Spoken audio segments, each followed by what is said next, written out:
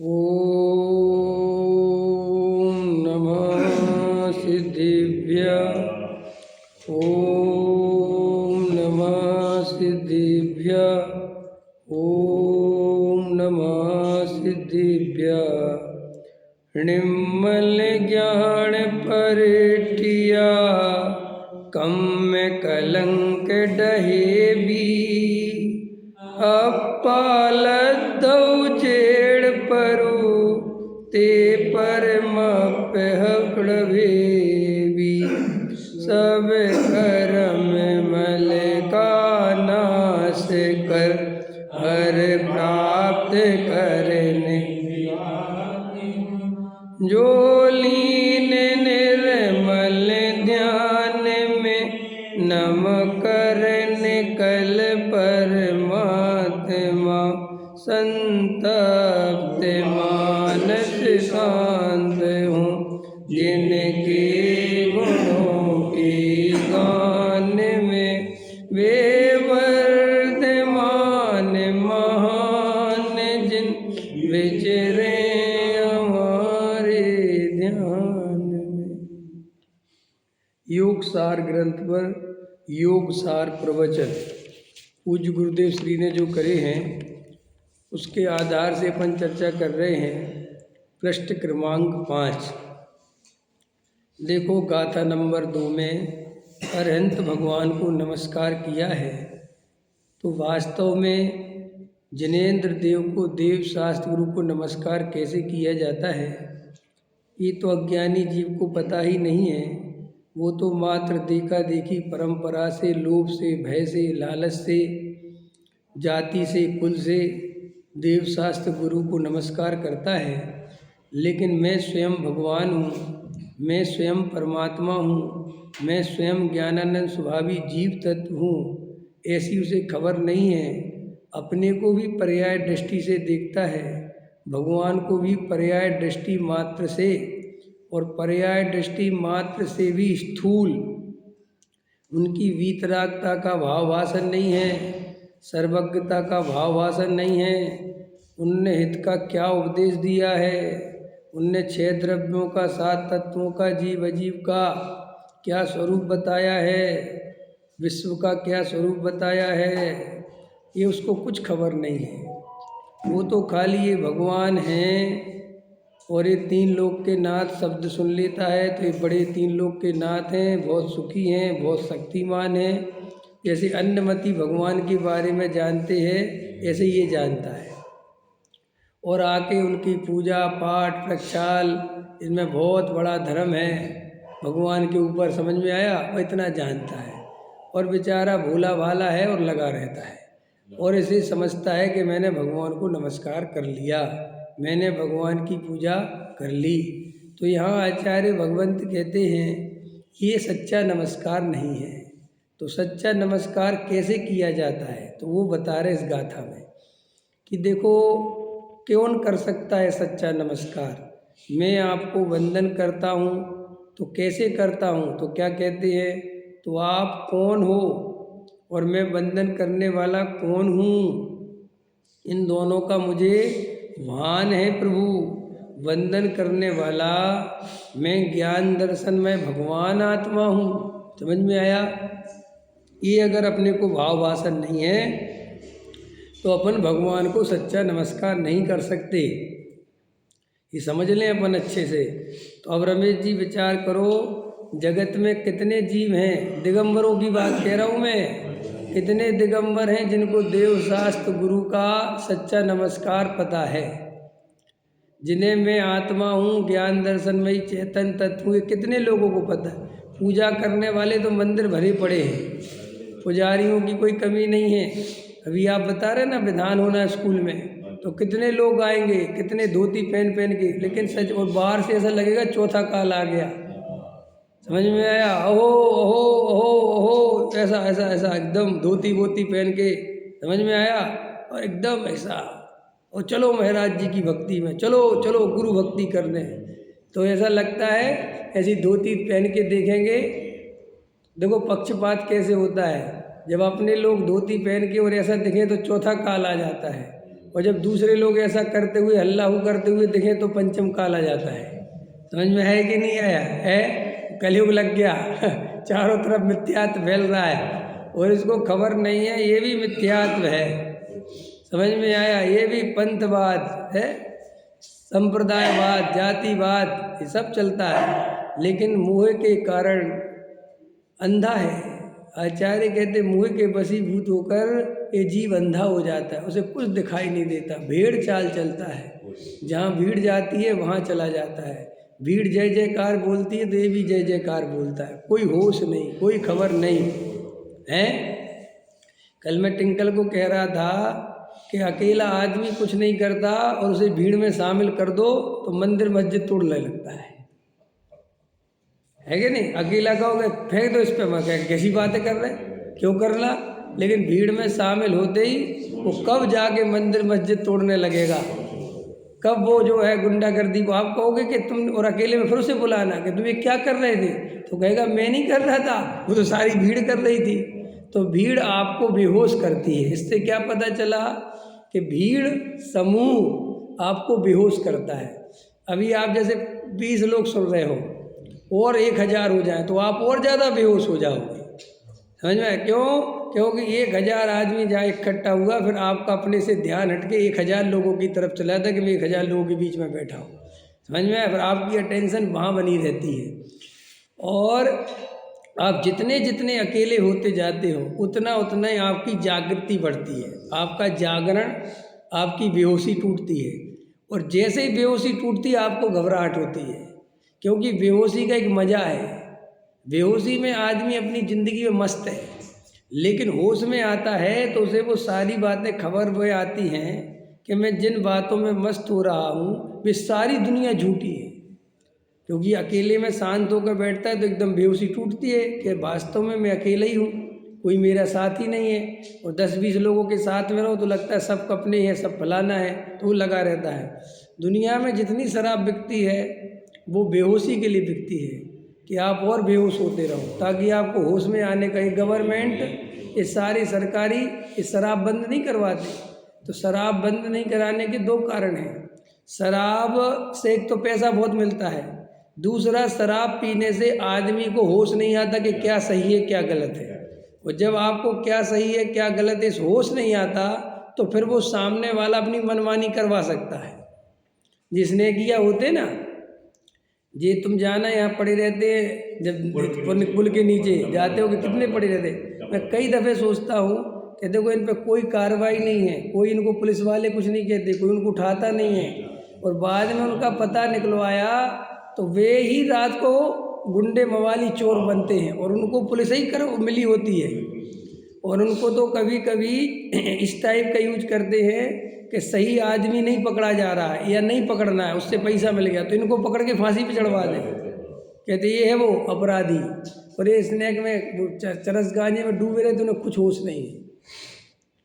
तो जैसे तुम्हें उन पे करुणा आती ना उनकी हालत देख के, आचार्य कहते ऐसे ही तुमने भी मोह रूपी चरस पी रखी है, तुमने भी मोह रूपी मदरा चढ़ा रखी है, और तुम्हारे साथ तुम्हारी मनमानी कर रहे हैं लोग, तुम्हारा सब उपयोग कर रहे हैं, सब अपने स्वार्थ की सिद्धि कर रहे हैं, पत्नी बच्चे मकान सब लगे हुए हैं तुमसे, और तुम्हें कुछ होश नहीं है कि मैं स्वयं भगवान हूँ। कुछ सुध बुध ना ही रही है, मिथ्यामति छाए गई है। अब होश आवे भी तो आवे कैसे?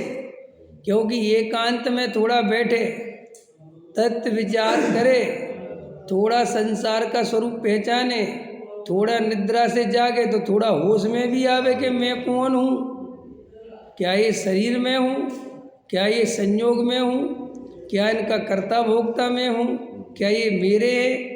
ऐसा कुछ विचार करने का अवसर एकांत में जीव को बैठे तो मिले भी, लेकिन धर्म के नाम पर भी जहाँ ये विचार करने का अवसर मिलता है जीव को, जो मंदिर काहे के लिए बनाए गए कि तुम एकांत में जाके थोड़ा सा शांत होकर विचार कर सको भगवान की प्रतिमा देखकर कि ये भगवान हाथ में हाथ रख के ऐसे शांत होकर क्यों बैठ गए, आखिर इन्हें संसार में सुख क्यों नहीं समझ में आया। उनकी मुद्रा देखकर देखो, इतिहास के भी चित्र बनाए जाते हैं ना, ऐतिहासिक चित्र देखे ना आप लोगों ने कि ये राजा था, इसका ये महल था, है ना, ये इसके ज़माने में ऐसा था, ये क्यों ऐसे क्यों बनाए जाते, ताकि तुम्हें कुछ भाव भाषण हो कि पहले का ज़माना कैसा था, पहले कैसे बैलगाड़ी चलती थी, पहले पहले कैसे खेती किसानी होती थी, पुरानी आते ना, अभी भी आजकल दिखाते सोशल मीडिया पे, आइए आपको आपके ज़माने में ले चलते, तो दूरदर्शन दिखाते हैं, है ना, पुराने खेल खिलौने दिखाते हैं, क्यों, ताकि आपको समझ में आए कि यार पुराना। ऐसे ही ये प्रतिमा आदि क्या है, वास्तव में अपन इसकी पूजा में, इसके क्या कहना चाहिए, भक्ति में, इसके सामने गाने बजाने में इतने बेहोश होते हैं कि ये प्रतिमा की मुद्रा क्या कह रही है ये भी होश नहीं है। आप समझ रहे मैं क्या कह रहा हूँ, वो प्रतिमा क्या कह रही है हमें होश ही नहीं, हम तो उसके सामने नाच रहे हैं, गा रहे हैं, बोल रहे हैं, पूजा बोल रहे हैं, फिर ताली बजा रहे हैं, वो सामग्री चढ़ा रहे हैं। एक तो इतने सारे काम पकड़ा दिए हैं कि आदमी को थोड़ा बहुत होश आने की फुर्सत ही नहीं। आप कहोगे तो काम नहीं पकड़ाएं, मनुष्य के साथ सबसे बड़ी प्रॉब्लम है, उसका जो नेचर है वो ऐसी है कि काम नहीं पकड़ाओगे तो वो 2 मिनट खड़ा नहीं रहेगा, वो भाग जाएगा। अब उससे कहोगे कुछ नहीं बस खड़े हो जाओ भगवान के सामने, तो 2 मिनट में कहेगा ठीक है हो गया अब जा रहा हूँ। अब क्या करें बताओ, ये बिल्कुल ऐसी स्थिति है बच्चे जैसी कि खेलने से मना करो तो उसका विकास रुकता है कि भाई अभी उम्र है, खेल लें दो उसको थोड़ा शरीर के लिए, और अगर खेलने की हाँ भरो तो वो इतना खेलता है कि पढ़ाई छूटती है। अभी बैलेंस बैठाते माँ बाप मरते रहते बेचारे, क्या करें, संसार तो ऐसे ही है। ऐसे ही अपन ने जो मंदिर जिस प्रयोजन से बनाए हैं, रियल में उस प्रयोजन की सिद्धि हो ही नहीं पाती है, जिसके कारण ये प्रतिमाएं विराजमान करी गई हैं, ये वीतरागता के चित्र लगाए गए हैं, अपन उस पर ध्यान ही नहीं जाता क्योंकि बेहोश बहुत ज़्यादा है। और फिर इतने काम मंदिर में, इतने प्रवचनकार, इतने बताने वाले, भगवान का प्रक्षाल करो साथ ही साथ पुण्य बनता है, इनके ये करो वो करो, प्रतिमा सिर पे उठाओ पुण्य बनता है, ये भर दिया दुनिया भर का कचड़ा उसके दिमाग में। अब वो बेचारा इन्हीं कामों में लगा रहता है। कई लोग इतने भोले जीव होते बेचारे, इतने सरल, इतने सज्जन होते हैं कि वे उस सज्जनता में ही डूब के मिथ्यात्व में चार गति में घूम जाते हैं। सज्जन बहुत हैं लेकिन उनकी सज्जनता का लोगों ने फ़ायदा उठाया। सीधे साधे लोग होते हैं ना, तो समाज के लोग क्या करते हैं, देख लेते सीधा है तो उस बेचारे को मंदिर के काम में लगा लेंगे, समझ में, वो कहेंगे समर्पण करो, देवशास्त्र गुरु है, इनकी प्रभावना में लगी रहो, ये बहुत अच्छी बात है। तुम्हें लगता, तुम्हें पता अपन को क्या लगता कि ये कितना सही बता रहा, लेकिन अभी मैं थोड़ा बोलूँगा तो घबरा जाओगे, डरना मत, डरोगे तो नहीं।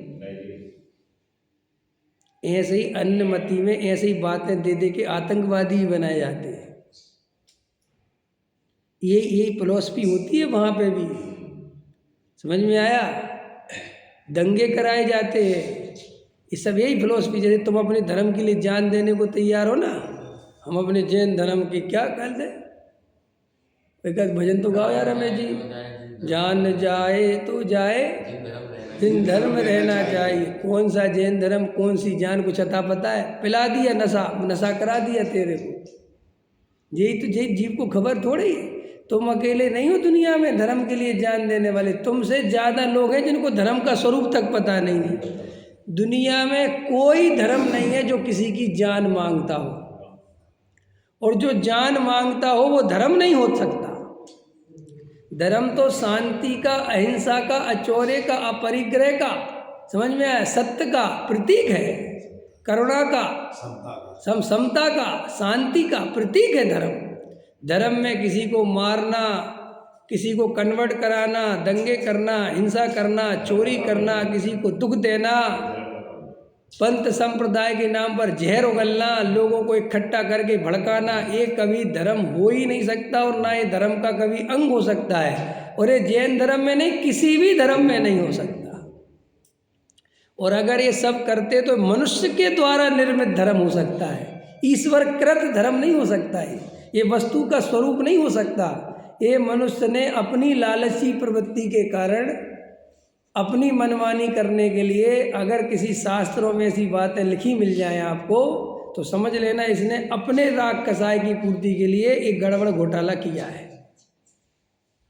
जैसे ये नेता अपनी सहूलियत के हिसाब से संविधान चेंज कर लेते हैं, अगर ये मेजोरिटी में आ जाए तो ये कर लेते, क्योंकि इनको लगता है कि कर लो, लेकिन रियल में ये सही थोड़ा ही है। ऐसे ही आचार्य कहते हैं जिन वाणी पढ़कर भी अगर हम चेतते नहीं, हम समझते नहीं, हम जागते नहीं, हमें पता नहीं चलता मिथ्यात्व किस रास्ते से आता है। देखो मैं सारी चर्चाएं आपको वो बताता हूँ जो पतली गली से मिथ्यात्व कैसे घुसता है। ये सब सूक्ष्म जान जाए क्या मतलब ध्यान नहीं। जिन धर्म में रहना चाहिए ऐसे भजन बना देते हैं और अपन बड़े खुश होते हैं और फॉरवर्ड करते रहते हैं और बजवाते रहते, और पता है नहीं कि जैन धर्म माने है क्या। कौन तुम्हारी जान मांग रहा है। एक जैन धर्म का तुम झंडा लिए हो और कोई का झंडा नीचे गिरा वरना तेरी जान ले लेंगे, तो तुम क्या करोगे? बोलो क्या करना चाहिए? तुम अगर जिद्दी किस्म के आदमी होगे, अहंकारी किस्म, कहूँगा मर जाऊंगा सर कटा दूंगा झंडा नहीं झुकने, तो यही तो सिखाया गया है। समझ में आया? ये जैन धर्म कभी नहीं से कहता अरे भैया काय को गर्दन काट रहे, यहाँ भी एक जीव है, लगो ये तो झंडा जड़ है, रख दिया, लो करो चलो हो गया खुश जाओ। समझ में आया? क्योंकि झंडे में थोड़ी मैं प्राण अटके पड़े हैं। ये पता है झंडे क्यों बना दिए जाते हैं? ये झंडे सब धर्मों के झंडे ताकि तुम्हें कुछ ऐसे प्रतीक बना दे जिसके लिए तुम जान दे सको। और कुछ दम नहीं, कपड़े का झंडा है कुछ भी लिख लो उसमें क्या है। तुमने 3 लोग बना लिया तो तुम्हारा जैनियों का हो गया। सतरंगी पचरंगी कितना होता है मुझे तो पता नहीं है, 5 रंग होते हैं और क्या। किसी ने 3 कर लिए, किसी ने 2 कर लिए, किसी ने 4 कर लिए, अब लड़ रहे झंडे के पीछे। यहाँ देशों के झंडे बना दे, दम है। ये तो एक प्रतीक है, तो चिन्ह है, इनमें क्या दम है? कोई कहेगा बताओ ये पंडित जी कैसे आदमी है? भैया मैं तुम्हें ये समझा रहा हूँ, ये सब अफीम है, ये पंथ संप्रदाय के जहर हैं। ये इनको चढ़ने मत दो अपने ऊपर, वरना सम्यक दर्शन नहीं हो पाएगा हमें। अगर सम्यक दर्शन करना है तो इन सबसे ऊपर उठना पड़ेगा। ना मेरा धर्म ना तेरा धर्म, वस्तु स्वरूप वो धर्म। समझ में आया? वस्तु का स्वरूप वो धर्म, न तेरा धर्म न मेरा धर्म। ये कायरता की बात नहीं है। जैन धर्म उसे वीरता नहीं कहता है कि जाके किसी को तलवार से मार दो। समझ में आया? ये कोई वीरता का लक्षण है क्या? किसी के राज्य पे कब्जा कर लो, कोई कमजोर आदमी पे, असहाय आदमी पे, जो ये कोई दम नहीं है। जैन धर्म तो कहता है यद्यपि युद्ध नाही कियो नाही रखे ऐसी तीर, परम अहिंसक आचरण तदपि बने महावीर। जैन धर्म तो इस नीति का धर्म है, इस मार्ग का धर्म है। यहाँ तो अपने को ही जीतना है, दूसरे को जीतना जैन धर्म में जीतना है ही नहीं, क्योंकि दूसरे को जीता जा सकता नहीं। ये तो लगता है कि हमने दूसरे को जीत लिया, लेकिन कोई कभी किसी को जीत ही नहीं सकता, और कम से कम युद्ध के द्वारा तो किसी को जीता ही नहीं जा सकता। अगर व्यवहार से भी जीतना है तो उसको कहते थोड़ा बहुत प्रेम से जीत ले, हल्का फुल्का, कितना प्रेम, समझ गए?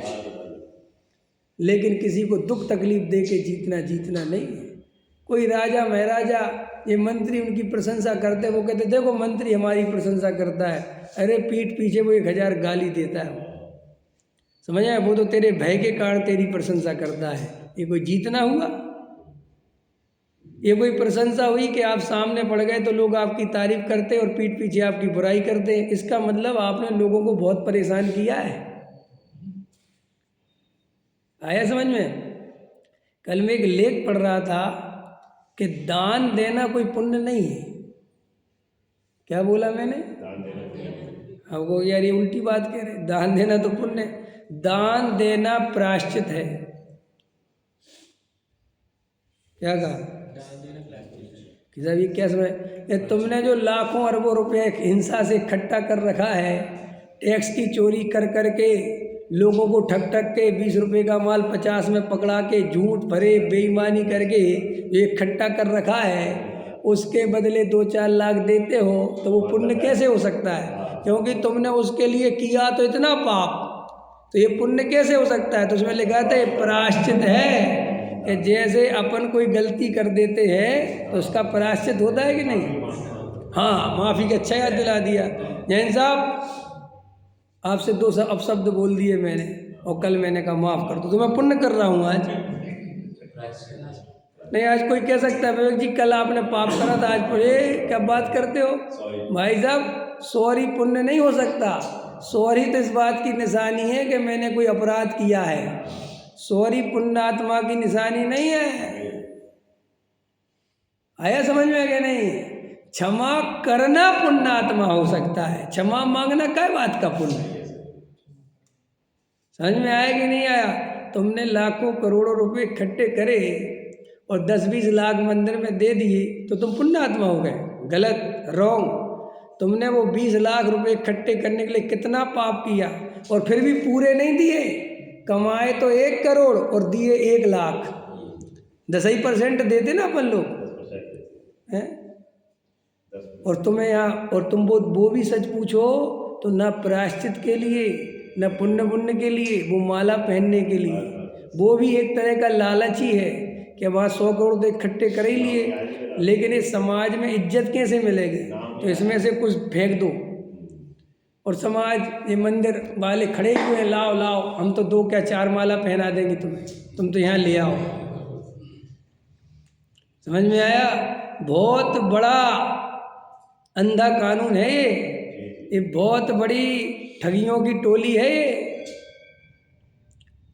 क्या है वो बाबूजी की लाइन मुझे गजब लगती है, पड़ा में तस्कर दल के हाथ। ये सब तस्कर हैं। ये जितने भी तुम्हें धर्मात्मा दिखते हैं चोला पहन के और कहते लाओ लाओ दान लाओ दान लाओ, तुम तो जितना बने कमाओ आओ सेठ जी, ये तस्कर हैं। वे घर वाले तो लुटेरे हैं जो तेरी निरंतर उपयोग को और तेरे वैभव को, तेरी संपत्ति को। आप झूठ मानोगे, कभी थोड़ा सत्य का सामना करना सीखो। धन्य भागी होते हैं वे लोग जो अपनी पत्नी से कहें कि मैं कमाना छोड़ना चाहता हूँ और पत्नी कहे बहुत अच्छी बात है। ऐसी पत्नी समझ लो महान पुण्य का उदय हो तो मिले। तुम्हारी तो पूछो ही मत। समझ में आया है। 1 लाख में हो गया। हाँ न तुम ऐसा कह के दे, नहीं हंसने की बात नहीं, इसकी गंभीरता समझो। वरना पता क्या कहती है, क्यों छोड़ दो कि नहीं मेरे को तकलीफ होती, होने दो, तुम अकेले हो क्या। ऐसा मुंह पे जगत का ये स्वार्थ। 1 सेकंड में आंख बदलता है जीव। 1 सेकंड तुम जरा सा बीमार होके देखो, तुम्हारी पत्नी 2 दिन सेवा करेगी, तीसरे दिन नाक से कोड़ने लगेगी, चौथे दिन मुंह खोलने लगेगी, बहुत हो गया निकलो। ऐसा संसार का स्वरूप है। अपनी पत्नी बीमार हो जाए ना, अगर 4-6 दिन रोटी ना बनाए तो आदमी, भाई साहब आदमी तो औरत से भी खतरनाक है। वो तो एक आदमी तो ऐसा सोचने लगता है कि मैंने किस बीमार औरत से शादी कर ली, इसकी सेवा करूं क्या, मैंने तो सुख के लिए शादी करी थी। बता ऐसी, जबकि संसार में किसी की कोई गारंटी थोड़ी है भाई। किसी स्त्री के चेहरे पे थोड़ी लिखा ये बीमार नहीं होगी, या किसी पुरुष के चेहरे पे थोड़ी लिखा भाई तुमने जुआ खेला था, कभी दाव अच्छा पड़ जाता है और कभी दाव गलत पड़ जाता है तो जुआ ही। हंसी आ रही है देवेंद्र जी, है नहीं। अरे हंसते हो तुम लोग।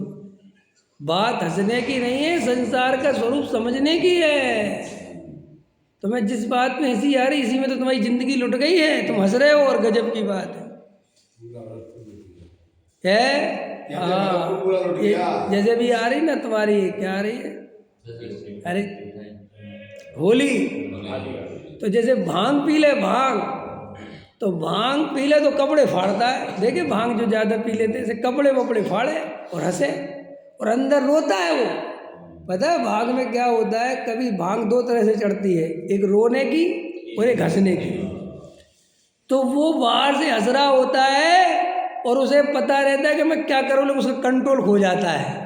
तो हंसता रहता है, उसे कुछ भी हंसता रहता, कपड़े फाड़ेगा, नाले में लौटेगा और हंसता रहता है। तो लोगों को बड़ा मजा आता है, तो ये पागल हो रहा है। ऐसा सारा जगत पागल हुआ है। और ज्ञानी जगत की हालत देख के विचार करते देखो तो ये पागलपन क्या चल रहा है, कैसे मोह रूपी मदिरा को पी के हंस रहा है।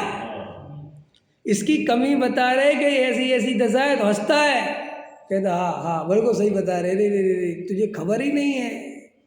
ऐसी बातें सुनकर तो जीव को ऐसी अंदर चोट पड़नी चाहिए कि ये मोहे के मुझे आज टुकड़े टुकड़े कर देने, अब मैं मोहे के बसीभूत होकर नहीं जीऊँगा बिल्कुल भी। जगत का ऐसा स्वरूप है, जिस पत्नी के लिए मैं मरा जा रहा हूँ, जिस बेटे के लिए मैं मंदिर स्वाध्याय पूजा चिंतन मनन सब छोड़ देता हूँ, ये एक दिन इनके लिए मैं बोझा बनने वाला हूँ। और बनेंगे ही। माँ बाप हर बच्चे को एक दिन ऐसा आता है बोझा, चाहे बच्चा कितना ही कुछ हो, कितना ही आज्ञाकारी हो, कितना ही कुछ हो, वो एक दिन बोझा बनने लगते हैं। क्योंकि कुछ काम के दिखते नहीं, सेवा करते रहो, कुछ समझ में आता नहीं। उनका और हमारा जनरेशन गैप अलग हो जाता है, कुछ उनके बीच में हमारे बीच में बात हो सकती नहीं। अब तुम्हें जितना मोह करना है तो करो, लेकिन ये मोह तुम्हें अंतोगत्वा पछताने के अलावा कुछ नहीं देगा। तो मैं तो क्या समझा रहा था, सुनो, सारे सेठों को सुना देना, ये जितने सेठ हो हिंदुस्तान में, कि तुम अगर पैसा दे के अपने को पुण्यात्मा मानते हो और ये पंडित तुम्हें पुण्यात्मा कहते हैं, संत साधु तुम्हें पुण्यात्मा कहते, तो तुम लुभाव में मत आ जाना, क्योंकि उनको तो तुमसे पैसा खींचना है। सो वे तो तुम्हें, उनको तो अपने कार्यक्रम सफल करवाने हैं। सो वे तो तुम्हें श्रावक श्रोमणी दान दातार और पता नहीं जो जो उपाधियाँ हैं वो आपको दे देंगे। लेकिन आप सोचना कि ये पैसा जो मुझे दे रहा हूँ, मैंने कितने पापों से इकट्ठा किया है। क्योंकि कोई भी संसार में जीव ये जो पैसा मकान दुकान इकट्ठा करता है, ये ईमानदारी से नहीं होते। आज के समय बताओ जैन साहब, अगर एक पुलिस वाला ईमानदारी से चले तो अपने बच्चों को पाल सकता है क्या? सरकार देती उसको इतना पैसा। एक चपरासी होता है, हमारे यहाँ के चपरासी तो बड़े खतरनाक हैं, एमपी के समय, उनके पास तो जजों से ज़्यादा पैसा है। अभी एक हमारे यहाँ एक चपरासी निकला ना, देखो ना भाई साहब, अरबों रुपया की संपत्ति उसके पास, कितनी जमीन संपत्ति। तो उसने कहा यार, एक तू चपरासी हो कि तूने इतना पैसा जोड़ लिया? तो बोले साहब, अगर चपरासी के हिसाब से चलता तो मेरे बच्चे भूखे मर जाते। अब वो जो बेईमानी चोरी चकाटी जो करी है, अब तुमने 10 लाख 20 लाख दान दे भी दिए तो पुण्य लगेगा। पैसा जो फैक्ट्रियाँ चल रही हैं, वहाँ कितनी हिंसा होती है आपको पता है? किसी फैक्ट्री में जाओ तब आपको पता चलेगा कि कितनी हिंसा होती है, कितनी जीव राशि रोज मरती है, अनंतानंत जीव प्रति समय मर रहे होते हैं, तब जाके उस मरने के आधार पर पैसा कमाते हैं। लेकिन वो पाप तो तुझे कोई बताता नहीं कि वो महापाप है। लेकिन यहाँ 5 लाख दान देता है तो कोई भी कहता है तू धर्मात्मा है। और ये तो मस्त आदमी है, बेहोश पड़ा हुआ है, कहता वेरी गुड, मैं तो पुण्यात्मा हूँ। अरे रे रे रे। और मज़ेदार बात सुनो रमेश जी, 5 लाख दान दे के कौन सा 10 लाख कमाना छोड़ देता है? 5 लाख देता है तो कहता कम हो गया है और कमाओ जाके। और फिर ऐसे ऐसे महाराज बैठे हैं, तुम 5 लाख यहाँ दे जाओ, तुम्हारी डबल आमदनी हो जाएगी, कमाई डबल हो जाएगी। क्यों? बिला बन जाएगा तुम्हारा, बिला। आजकल बिला बनने लगे लोगों के कोठियों की जगह है। ओहो, ये सारे जगत में मिथ्यात्व छाया हुआ है। घोरतम छाया चारों ओर हो प्रभु, किंतु ना दया का यहाँ विधान। लेकिन यहाँ तुझ पे दया करने वाला, तुझे सच्चा मोक्ष मार्ग बताने वाला कोई नहीं मिलेगा। चारों तरफ केवल स्वार्थी स्वार्थी स्वार्थी, पड़ा में तस्कर दल के हाथ। समझ में आया कि नहीं आए? पड़ा में तस्कर दल के हाथ। तस्करों का समझते हो तस्कर कैसे होते हैं? इनके चंगुल में एक बार फंस गए और आदमी मुसीबत में ही फंसता है। देखी होंगी पुरानी फिल्में, कोई बेचारे की माँ बीमार है, कुछ है, तो वो कहते लाओ हम दे देंगे तुम्हें पैसे, इधर आओ, ये हमारी पुड़िया छोड़े आओ वहाँ। और एक बार फंसा और उसका उनने रिकॉर्ड बनाया। अब वो कहता साहब अब नहीं करना, कहते पुलिस के हवाले कर देंगे, पुलिस भी हमारी है, करे काम। तो पड़ा में तस्कर दल के हाथ। ऐसे ही तुमने स्त्री पुत्र मकान दुकान का जुआ खेल तो लिया, लेकिन अब इनने तुम्हें ऐसा घेर लिया है जीव राजा को कि अभी बेचारा निकलना भी चाहे, समझ में आया, तो वो निकलने नहीं देता। वो कहता रुक, असली बात तो ये कि निकलना चाहे तो कम से कम सम्यक दृष्टि हो जाए, ये तो उनमें ही मस्त हो रहा है, इसलिए मिथ्या दृष्टि है। अगर इतना भी जागरण हो जाए, इतनी भी होश आ जाए, इतनी भी जागृति हो जाए कि मुझे यहाँ से निकलना है, कोई सुख नहीं है, तो भी आचार्य कहते सम्यक दर्शन तो हो ही जाएगा कोई से।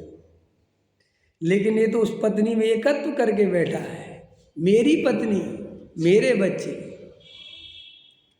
आपको पता है, हमारे अंदर गहराई में अमरता की चाय बहुत बैठी हुई है। अमर, अमर होना, अजर अमर तत्व। लोगों से कहो आत्मा अजर अमर है, लोगों को बड़ा आनंद आता है, अच्छा है। पर्याय तो क्षणभंगुर है, लेकिन आत्मा अजर अमर है और तुम अजर अमर हो, लोगों को बड़ा, क्योंकि अमर होना चाहते ना। जब वो मंथन हुआ था तो देवों को अमर कर दिया था विष्णु जी ने, और राक्षसों को वो पानी पिला दिया था, तो वे तो बेचारे अमर हुए नहीं। देखी होगी कथा। और फिर बाद में राहु और केतु ने देख लिया कि ये तो अदला बदली हो रही है कलशों की, याद है कहानी के नहीं है? तो उनने एक ने दड़ंत रूप धरा, समझ में आया, राहु केतु, और वो जाके देवों की लाइन में शामिल हो गए। और विष्णु जी तो स्त्री का रूप धर के पिला रहे थे अमृत, तो जैसे ही पी लिया तो एक देवता बोला ये देव नहीं है, और उन्होंने कहा देव नहीं है, और अमृत चला गया। तो लेकिन इतने में उसका अमृत यहाँ तक उतर गया, समझ में आया। तो उन्होंने तुरंत चक्र तो चला दिया, लेकिन गर्दन कट गई, लेकिन मरा ही नहीं, क्योंकि अमृत जहाँ तक पहुँच गया तो बच गया वो उतना। तो कहते हैं हिंदू पौराणिक कथाओं में कि ये तुम्हारे जितने भी होते ना सूर्य ग्रहण, तो उस दिन राहु निगल लेता है सूर्य को, समझ में आया कि नहीं आया। लेकिन उसका पेट नहीं है, अंदर नहीं ले जा सकता, क्योंकि काट दिया था ना गला, तो फिर वो छोड़ देता है। तो सूर्य ग्रहण को बड़ा बड़ा वो मानते हैं, समझ में आया। तो ऐसे जगत में अमरत्व होने की, अमर होने की चाह जीव को बहुत है। तो मनोवैज्ञानिक कहते हैं ये जो पुत्र की चाह है, पुत्र होना चाहिए, ये उसके अमरत्व का ही लक्षण है कि मैं तो मर जाऊंगा, लेकिन मेरा वंशज, मेरा अंश मेरे पुत्र में चला जाएगा, तो ऐसा मैं अमर हो जाऊंगा। इसलिए पुत्र की चाह है। पुत्र माने मेरा वंश चलता रहे, मेरा वंश चलता रहे माने मेरी सत्ता पहले तो, अब तो बहुत जागृति आ गई, थोड़ा आदमी ऊपर उठ गया ना। इन्हीं बातों से लोगों ने कितनी बेटियों की हत्या कर दी, गर्भ में मार दिया बेटियों को, समझ में आया कि नहीं आया। जिसने ये मशीन बनाई होगी गर्भ चेक करने की, उसने तो बेचारे इसलिए बनाई थी कि ताकि बच्चा अंदर है और उसमें कोई कमी हो और वो अपन को पहले से पता चल जाए, तो अपन उसका इलाज पेट में ही कर दें। और उससे कितने बच्चे जो आज अपाहिज बच्चे पैदा नहीं होते ना, वो बहुत बड़ा काम करती है वो मशीन। लेकिन क्या हुआ कि बाद में लोगों ने उसका कितना दुरुपयोग किया। तो आचार्य कहते हैं इस जगत में बेहोशी में जीव क्या क्या कर रहा है उसे कुछ खबर नहीं है। आया पकड़ में आया, तो आपने जो 50 लाख का परिग्रह इकट्ठा करा है और 2 लाख रुपए पुण्य किया, तो वो पुण्य तो है ही नहीं, पहले तो वो प्रायश्चित है। फिर सुनो, 50 लाख में जितना पाप किया होगा वो 2 लाख दान करके 50 लाख की बराबरी कैसे कर सकता है? बताओ, आप खुद बताओ, ये रेशो हो सकता है क्या?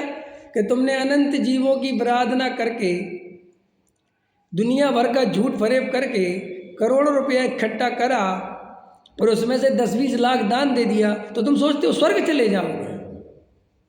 अगर ऐसा होने लगे तो भाई साहब वस्तु स्वरूप में न्याय नहीं रह जाएगा, ये तो अन्याय हो जाएगा। शरण जो अपराधी को दे, अरे अपराधी वह भगवान, फिर तो ये अपराध है। तो श्री गुरु कहते इन स्वार्थों की टोली में तूने बेहोशी की दवा पी रखी है, तुझे कुछ खबर नहीं पड़ रही है, होश नहीं है बिल्कुल भी। और ये झंडा ऊंचा रहे हमारा पंथ, हमारा धर्म, हमारा सच्चा धर्म, और ये आप ये मत मान के चलना कि आपके ही दिमाग में ये है कि हमारा धर्म सच्चा। चाहे श्वेतांबर से पूछ लो, चाहे बीजपंथी से पूछ लो, चाहे हिंदू से पूछ लो, चाहे मुसलमान से पूछ लो, चाहे सिख से, चाहे पारसी से, सबका धर्म सच्चा ही है। समझ में आया? कोई नहीं कहता कि हमारा धर्म झूठा है, और उसको समझा भी दो तर्क से, युक्ति से, तो भी अंत कहता नहीं ऐसा कुछ होता है, तो भी ये सब गप है, हमारा ही धर्म सच्चा है। क्योंकि धर्म सच्चा कहने के पीछे कारण क्या है पता है आपको? उस धर्म से हमारा अहंकार जुड़ा होता है। देखो, जो छोटी जातियों में जन्म ले लेते हैं उनको सारी दुनिया छोटी जाति का कहते हैं, लेकिन वे अपने को अंदर से नहीं मानते छोटी जाति का। वो कहते हमारे साथ अत्याचार हुआ है। उनको वो तर्क अच्छे लगते हैं कि मनुष्य के खून में कोई अंतर है क्या? समझ में? सबका खून एक बराबर है ना। ये तर्क तुम्हें ज़्यादा अच्छा नहीं लगता? तुमने ध्यान दिया? तुम्हें इस बात का तुम ज़्यादा उपयोग नहीं करते। समझ में आया? तुम्हें संविधान की इतनी महिमा नहीं आती। वे तो संविधान की पूजा करते, क्योंकि वही संविधान है जिसके कारण उनको कुछ उठने का, कुछ कहने का, कुछ पद पे बैठने का अवसर दिया। नहीं समझ आया? लेकिन तुम्हें कुछ नहीं फर्क पड़ता, क्योंकि तुम पहले ही से ऊपर उठे हुए थे। देखते हो, हर आदमी अपने अपने लॉजिक से जी रहा है। आपको लगता है कि हम आपको समझा रहे हैं, नहीं, आप पहले ही से अपने हिसाब से समझे हुए हो। तो फिर आप मुझे सुन क्या रहे हो कि जो आप समझे हो उसी को मैच कर रहे हो बस। और जहाँ आपकी मैचिंग नहीं होगी वहाँ आप मेरे से लड़ने तैयार हो जाओगे। और अभी करके दिखाऊं, देखो 1 मिनट में हो जाएगा आपका। जैसे आप ये मानते हो कि आत्मा राग द्वेष का करता नहीं, आप इस ग्रुप वाले हो, ठीक है कि नहीं? और मैंने कह दिया आत्मा राग द्वेष का करता है निश्चय से। पंडित जी आज आपने गलत लिया, आपने गलत लिया, ये सही नहीं लिया। समझ में आया कि नहीं आया? मुझे दिगंबर धर्म उतना सच्चा नहीं लगता। ओ भाई साहब, अरे राम, पंडित जी को तुम एक काम करो, गड्ढा करो और गाड़ दो। बोलो ऐसा ऐसा ऐसे। अब तुम्हें समझ में आया कि ये अपन कितने अंदर घुसे हुए हैं। ऐसा लगता है दिगंबर धर्म। अरे भाई, धर्म का कोई नाम ही नहीं होता, नाम तो हम देते हैं। धर्म का नाम दिगंबर थोड़े ही है, नाम तुमने दिया है। धर्म तो धर्म है, वस्तु स्वभाव और धर्म, वो बात खत्म हो गई। वस्तु का स्वभाव ही धर्म है, ना दिगंबर धर्म है, ना श्वेतांबर धर्म है। धर्म तो धर्म है। ये तो तुमने अपने राग देश से ये पंथ संप्रदाय का निर्मितीकरण किया है। हाँ, कांजी पंथ। अब ये कौन सा पंथ है भाई? बोलो चलता कि नहीं? कांजी स्वामी ने तो वस्तु का स्वरूप बताया, लेकिन अपन अपने पक्ष पंथ या अपने विरोधी कांजी पंथ, ये कांजी पंथ, तो ऐसे पंथ चल जाते हैं, संप्रदाय चल जाते हैं। वास्तव में इनमें उलझ के जीवन खराब हो जाता है। अब कोई कांजी पंथ के बारे में 2 शब्द बोलते तो तुम एकदम आग बबूला हो जाए। पहले दिगंबर के में बोलते थे तो होता थे, अब कांजी के में बोले तो आचार्य कहते ये सब जहर हैं ये सब। तो फिर सच्चा धर्म क्या है कि जब कोई पंथ संप्रदाय के बारे में बोले तुम्हें कोई फर्क ना पड़े। मैं ये हूँ ही नहीं, मैं तो शरीर ही नहीं हूँ, अरे मैं तो राग देश ही नहीं हूँ, मैं तो पर्यायों से भिन्न आत्मा हूँ। तो तुम कुछ भी बोलो, मुझे क्या लेना देना? तब तो जाके वो समता भाव प्रकट होगी, तब तो जाके वो परमात्मा की अनुभूति होगी, तब तो वीतरागता समझ में आएगी। और अभी हम इस पे ही लड़ने को तैयार हैं। और तुम गृहस्थ हो, तुम्हें लड़ना चाहिए, तुम्हें धर्म की रक्षा करना चाहिए। धर्म हमारी रक्षा करेगा कि हम धर्म की रक्षा करेंगे? पहले बताओ अरविंद जी, बताओ, धर्म की रक्षा हमें करनी है कि धर्म हमारी रक्षा करेगा? अगर हम धर्म की रक्षा करेंगे तो धर्म से बड़े हम हैं। भगवान की रक्षा करनी चाहिए, देवशास्त्र तो रक्षा करने वाले हम हो गए, फिर भगवान छोटे हो गए। अगर भगवान अपनी रक्षा स्वयं नहीं कर सकता, उसकी रक्षा भी हमें करनी पड़ेगी, तो ऐसे भगवान को मानने से फायदा क्या है? जब मंदिर में चोरी हो जाती मूर्ति तो कहते हैं अरे मतलब शक्ति कहाँ चली गई? कहते हैं वो शक्ति कहाँ है? अरे शक्ति क्या, वो भगवान ही नहीं है, वो तो भगवान का प्रतीक है।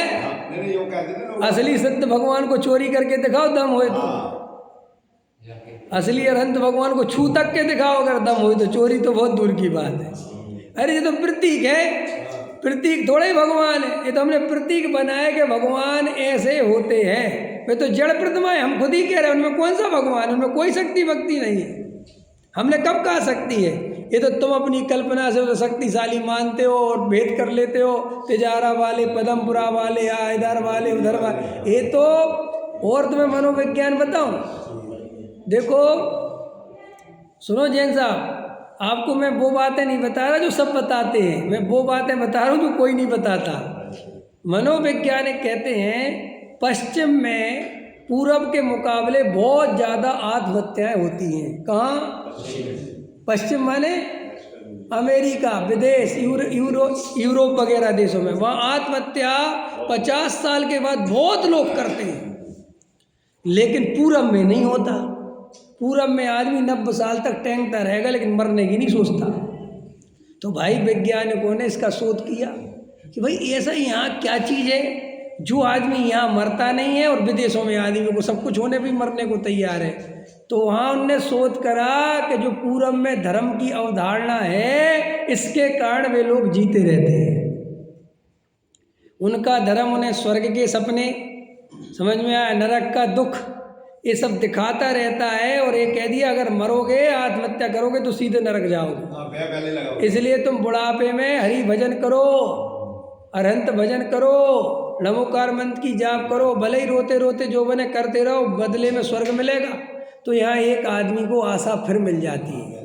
विदेशों में ऐसी आशा नहीं जगती, वहाँ अधिकतर नास्तिक रहते हुए कहते बेकार की बात है स्वर्ग नरक, बकवास, जो कुछ है यहीं जीवन है। अब यहीं जीवन है तो यहाँ का जीवन तो उन्हें जो भोगते वो भोग लिए, जो कुछ कर सकते थे, जो दौड़ लगा सकाते लगते लगा ली, जितनी शादी करते थे करके देख ली, कोई सुख नहीं मिला। तो जीवन जो है विभत्स हो जाता है, जीवन बहुत बहुत ज़्यादा विकारी हो जाता है, उसमें एकदम विभत्सा भर जाती है, उसमें आनंद खत्म हो जाता है और आदमी को मरने के अलावा कोई रास्ता समझ में नहीं आता, इसलिए सुसाइड होता है। तो जो पूरब के मनीषी हैं और पश्चिम के मनीषी हैं, वो आपस में बैठ के ये कहते हैं कि हमारे पश्चिम में भी तुम अपना धर्म भेजो। समझ में आया? ताकि हमारे यहाँ पे भी सब चालू हो जाए, ताकि आदमी जो है, और धर्म बहुत बड़ी आदमी को आशा देता है। ये बूढ़ी अम्माएँ, ये बूढ़े लोग बैठे रहते मंदिर में अपने आगे, सुबह 6 बजे से 4 घंटा कट जाते आदमी और स्वर्ग की आशा बन जाती है और थोड़े गिले शिकवे भी पूरे हो जाते हैं। वहीं बैठ के माता अपनी बहू की बुराई कर लेती। अब बताओ बेचारी अलग से बैठ के कहाँ करे? अब विदेशों में ना बहू है, ना झगड़े हैं, ना टंटे हैं, कौन किसकी बुराई करे? वहाँ तो वह सिस्टम ही नहीं है। तो भैया वो अंदर बेकार इकट्ठा होता रहता है, समझ में आता नहीं कि करना क्या है। तो आदमी मरने के अलावा उसको कोई समझ में नहीं आता। आपको पता है ये जो बाल बच्चे होते हैं और जो झगड़े चलते रहते हैं, इनसे भी मनुष्य बहुत जीता है। अगर ये बहू के झगड़े ना हो, टंटेबाजी नहीं हो, तो आदमी का मन नहीं लगे, करे क्या यार अपन बैठ के। अब दिन भर धर्म ध्यान तो हो नहीं सकता। तो बहू ने कुछ कह दिया तो थोड़ी कसाय आ गई, तो क्रोध को व्यक्त होने की क्षमता मिल गई, कष्ट कुछ तो मिल गया। ये ब्रह्मचारी, जो नकली ब्रह्मचारी त्यागी वृत्ति होते हैं, ये बहुत परेशान रहते हैं अगर इनको ग्रुप नहीं मिले। तो इसलिए फिर ये संत साधु से तुम्हारे तमाशे करवाते रहते हैं ताकि जनता आती रहे। आजकल तो महाराजों को भी झगड़े बगड़े कराने मजा आता है। आजकल तो कई महाराज भी कहने लगते हैं एक भाव इसी के लिए आओ।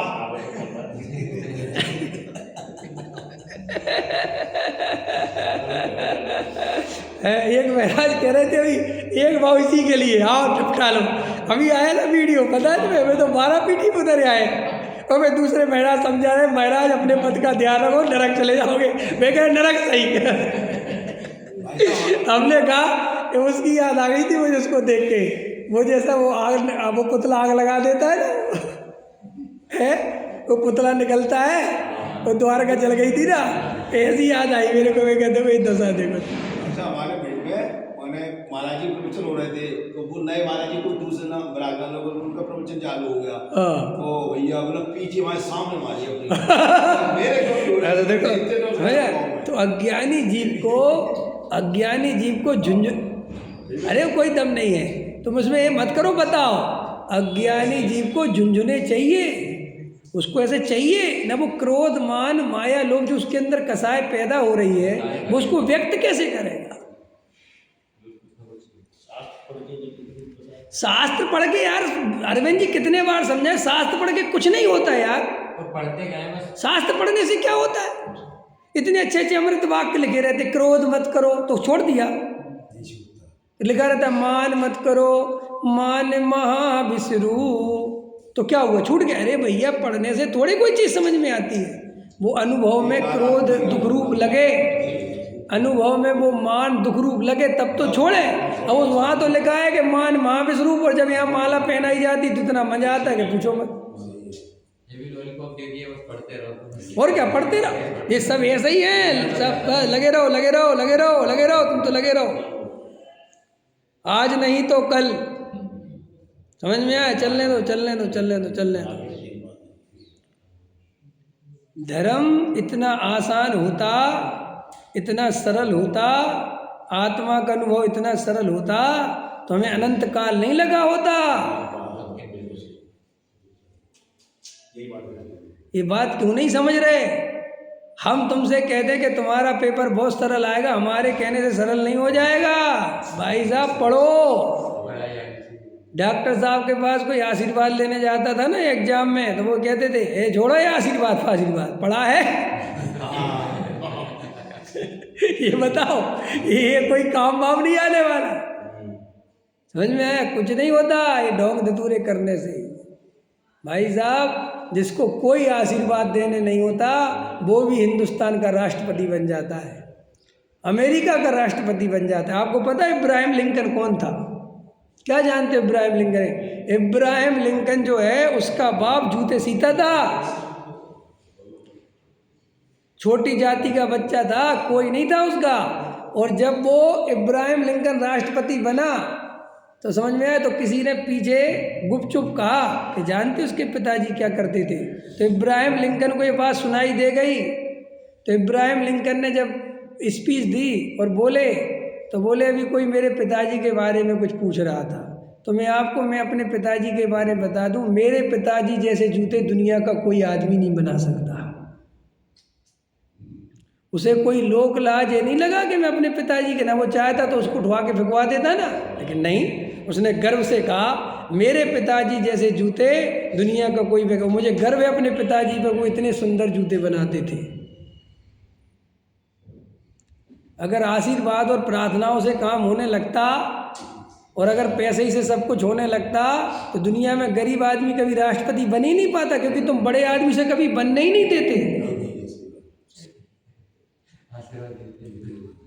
समझ में आया? लेकिन जब पुण्य का उदय जिस जीव का है, जिसकी योग्यता है, तो वो कहीं भी जन्म ले ले।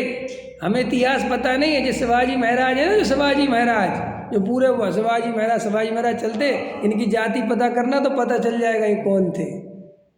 किसी को कुछ नहीं। जब आदमी ऊपर पहुंच जाता है तब जाति भेद मिटा दिया जाता है। समझ में आया? और जब तक आदमी नीचे है, और मैं तो कहता हूँ अगर नीचे में हम ही देख लेना, हम ही गरीब रहते हैं, हम ही पैसे वाले नहीं रहते, तो यही जैन समाज वाले हमारे साथ कैसा व्यवहार करते हैं, जैसे हम शूद्र हो। नहीं करते क्या? अगर हमारे पास पैसा नहीं है और हम विधान में आवे तो हमसे कोई कहता भी नहीं कि इधर आके बैठ जाओ। सब ऐसे देखते रहते, पैसे वाला नहीं जा रहे तो पीछे बैठेगा। और अगर पैसे वाला हो तो अरे आओ ना, अरे जगह दो। ये तुम्हारा व्यवहार बताता है कि तुम्हारे अंदर क्या भरा पड़ा है। हम ये नहीं कह रहे, हम कह रहे थे तुम किसी को ना देते कुर्सी, किसी को ना डलवाते कुछ नहीं समझे। लेकिन तुम्हारे अंदर पैसे का आदर है, आत्मा का आदर नहीं है। और फिर तुम कहते हमारा पैसे से मोह कैसे भंग हो। इतना स्थूल काम, इतनी स्थूल दृष्टि पड़ी हुई है। हमारे आचार्य भगवंत ज्ञानियों ने पता क्या कहा बहन जी? पैसे को तो भूल के आदर मत देना, क्योंकि पैसा तो महाजड़ और परिग्रह पुद्गल पाप है। अगर आदर देना ही हो तो ज्ञान को और चारित्र को देना है। बिना पैसे के काम किसका नहीं चलता, ज्ञानी का कि अज्ञानी का। जिनको पद प्रतिष्ठा चाहिए, जिनको मंदिर की व्यवस्थाएं बनानी है, उनका नहीं चलता। जिनको आत्म कल्याण करना है उनका तो चलता है। आप नहीं समझे। इतने ये तुम्हारे 15 लोग 10 लोग कितने, 10 भी नहीं बैठे। ये आप जो प्रवचन सुन रहे हो इसमें आपके कौन से पैसे लग रहे हैं। और अपन चाहते तो एक छोटा सा कमरा लेके भी प्रवचन कर सकते थे, लेकिन इसका विस्तार करने का मन किसका हुआ, तुम्हारा। अब तुम्हें इसका पैसा चाहिए। अब अभी तुम बता रहे ना कार्यक्रम एक महाराज का, अब इतना बड़ा कार्यक्रम किसने कहा करने के लिए, लेकिन अब इतना करोगे तो फिर पैसा चाहिए, और फिर तुम ऊपर बैठोगे, इतनी बड़ी स्टेज बनवाओगे, तो पैसा तो इसके लिए चाहिए। धर्म करने के लिए कभी कोई पैसे की जरूरत नहीं है। ये तो तुम्हारे मानादिक के पोषण के लिए, तुम्हारी इंद्रियों के पोषण के लिए, तुम्हारे लालची मन जो खाने पीने के शौकिया हैं, वे कहते हैं बढ़िया भोजन चलेगा, बनवा पकौड़ी। तो अब पकौड़ी जब बनवाने का इतना शौक था तो अपनी जेब से बनवाते। अब कहते फंड नहीं है, फंड लाओ। आप समझ गए मैं क्या कह रहा हूँ। एक्चुअल में, रियल में। और बात ये है कि किसी पैसे के बिना नहीं चलता, तो क्या हम सेठियों के पैर छुएंगे क्या? हमारे बाप का क्यों लगा कि हम पैर छुएं? भाई सेठिया हो तुम, और तुम्हें अगर देव शास्त्र गुरु के उसमें काम करना हो तो करो। तुम अगर हमारी आओ भगत से दान देते हो तो तुमसे बड़ा नौकरशाही आदमी कोई नहीं, तुमसे बड़ा बेईमान कोई नहीं। क्यों? एक बात ध्यान रखो, और अब बोला है तो सुनना पड़ेगा, नहीं बोलते तो चलता। छेड़ना नहीं, छेड़ा तो सुनो। ये तुम्हारी चमचागिरी वही करता है सेठियों की, जो संस्था में कुछ होता है।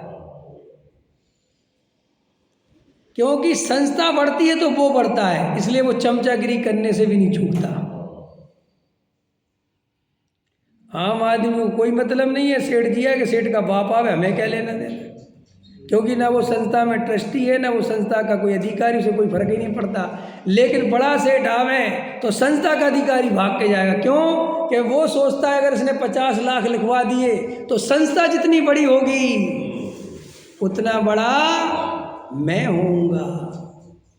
पहले जाते थे कहीं पे भी तो बोलते थे कहाँ से आए, तो हम कहते थे विश्वास नगर से। अच्छा विश्वास नगर से आए, ओके ठीक है ठीक है। अब जाते हैं और अब बोलते हैं कहाँ से आए, विश्वास नगर। अच्छा अब विश्वास नगर से आए, जहाँ वो विद्यालय चलता है, जहाँ वो इतना बड़ा मंदिर। हाँ हम आए नहीं भाई साहब, हम वहाँ के ट्रस्टी भी हैं। अरे साहब आओ, आप तो भोजन नहीं दो।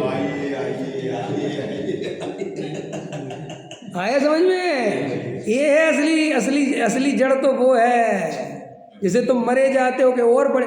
देखो हर संस्था का आदमी संस्था को बड़ा करना चाहता है। वो सोचता है कि मैं धर्म के लिए कर रहा हूँ। नो बिल्कुल गलत। धर्म के लिए सब करना ही नहीं पड़ता। धर्म के लिए तो आत्मानुभव करना पड़ता है। ये सब तू अपने अहंकार के लिए कर रहा है, जिसे तू धर्म का चोला पहनाता है। इससे बड़ा पाप, इससे बड़ा अज्ञान, इससे बड़ा मिथ्यात्व संसार में कोई दूसरा नहीं है। सहजानंदी।